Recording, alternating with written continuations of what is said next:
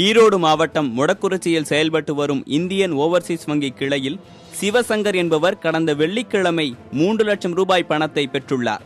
பின்னர் அருகே உள்ள மற்றொரு வங்கியில் அந்த பணத்தை செலுத்துவதற்காக சென்றபோது அவர் செலுத்திய 2000 ரூபாய் நோட்டில் 6 நோட்டுகள் கள்ள நோட்டுகள் என கூறி திருப்பி அனுப்பினர்.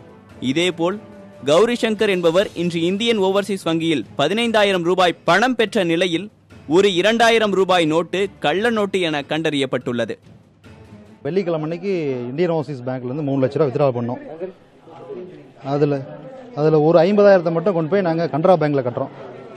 இந்த மிஷினில் கவுண்ட் பண்ணுறப்போ இது ஃபேக் நோட்டுங்கிற விஷயம் தெரியல. இவங்க மிஷின் கவுண்ட் பண்ணி கொடுத்துருச்சு. அந்த 50,000 கொண்டு போய் கட்டும்போது அதில் 6 நோட்டு ஃபேக் நோட்டுன்னு சொல்லிட்டு அவங்க எடுத்து எங்கள் கையில் கொடுத்துட்டாங்க.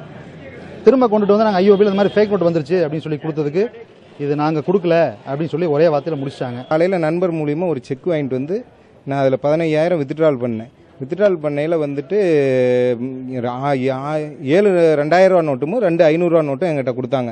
அதை எடுத்துகிட்டு போய் நான் உடனே ஸ்டேட் பேங்க் ஆஃப் இந்தியாவுக்கு போனேன்.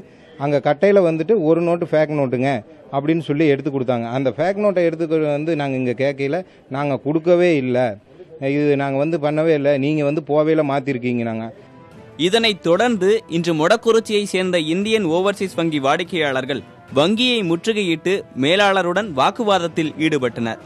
வாடிக்கையாளர்களின் குற்றச்சாட்டுகள் குறித்து இந்தியன் ஓவர்சீஸ் வங்கியின் மேலாளர் நித்யாவிடம் கேட்டபோது வங்கியில் உள்ள பணம் கண்டறியும் இயந்திரத்தில் ஏதேனும் கோளாறு ஏற்பட்டுள்ளதா, எவ்வாறு இந்த நோட்டுகள் வங்கிக்கு வந்தன என்பது குறித்து கண்காணிப்பு கேமராவை அடிப்படையாக கொண்டு விசாரணை நடத்த உள்ளதாக கூறினார்.